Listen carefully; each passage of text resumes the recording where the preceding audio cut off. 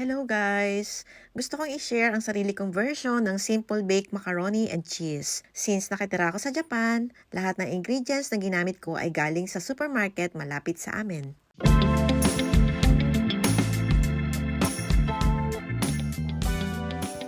Ito ang mga ingredients.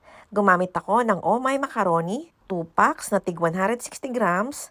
Madali lang itong i-boil at ayan, ibinoil ko na kanina. Naghiwa na rin ako ng bawang, sibuyas at konting green pepper. Pwede rin gumamit na red pepper, paprika or kahit shishito na common dito sa Japan. Gumamit din ako ng kalahating pack ng Arabic pork quinoa. Gagamit ako ng ground beef or kahit mixed beef and pork, okay na yon. 1 sachet ng kagome tomato paste, 295 grams tomato sauce. At syempre, mixed cheese or mozzarella cheese. At ito naman yung mga pandagdag lasa para sa toppings. Milk, butter, salt and pepper, at syempre cheese. Sa mainit na pan, maglalagay lang ako ng konting oil. Tapos, igigisa ko ang sibuyas at bawang. Kapag medyo na brown na sila, itatabi ko na muna. Yun pa din ang ginamit kong pan para lutuin ng pork quinoa.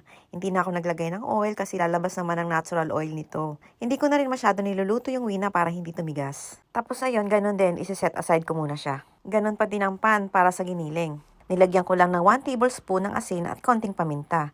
Kapag nag-brown na ang giniling, ilalagay ko na yung wina at yung garlic at onion na nauna kong ginisa, pati na rin ang green pepper. Hahaluin ko lang ng konti, tapos ilalagay ko na ang tomato paste para sa maganda at makulay na giniling. Iba-iba talaga ang style ng pagluluto ng baked macaroni. At eto naman ang version ko. Sobrang simple lang at madali lang hanapin ang mga ingredients sa supermarket dito sa Japan. After kumapit ang tomato paste sa giniling, tsaka ko nilagay ang tomato sauce.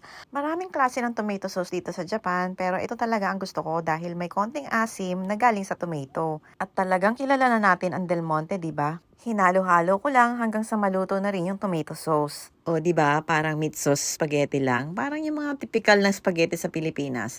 Pero ang kakaiba lang nito, lalagyan ko lang ng cheese at saka ibibake ko sa oven. Pero parang parehas din naman ng style. After ko halu-haluin niya, nilagyan ko lang ng 100 ml na water. Tapos tinikman ko na rin kung ano ba yung lasa, kung okay ba yung salt. Tsaka kung gusto nyo, pwede rin lagyan ng sugar pero ako hindi na.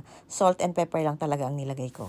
Pagkatapos ng konting kulo, nilagay ko na ang cheese. Kalahati lang muna dahil gagamitin ko pa yung natira para sa toppings later. Mas masarap talaga kapag maraming cheese, pero sa akin, tamang-tama lang ang 200 grams. Merong iba nga nilalagyan din ng all-purpose cream, pero sa recipe ko ngayon, eto na lang muna. Inilagay ko na ang boiled kong macaroni. Mahina lang ang apoy dahil luto na naman halos lahat. O ayan, 'di ba? Kahit sa stage pa lang na ito, ang sarap na ng itsura. Kung tatamarin ka lang mag-bake, pwede na to. Pero dahil nga baked macaroni and cheese ang recipe for today, itutuloy ko na lang ang paggawa ng toppings bago ilagay sa oven. Sa isang pan, dito ko gagawin yung pang-toppings. Butter ang ginamit ko, mga 4 na cubes. Dinagdag ko ang 200 ml milk at hinalo ko hanggang sa medyo lumapot. Naglagay ako ng shokusho, salt and pepper, mga half tablespoon lang para pampalasa.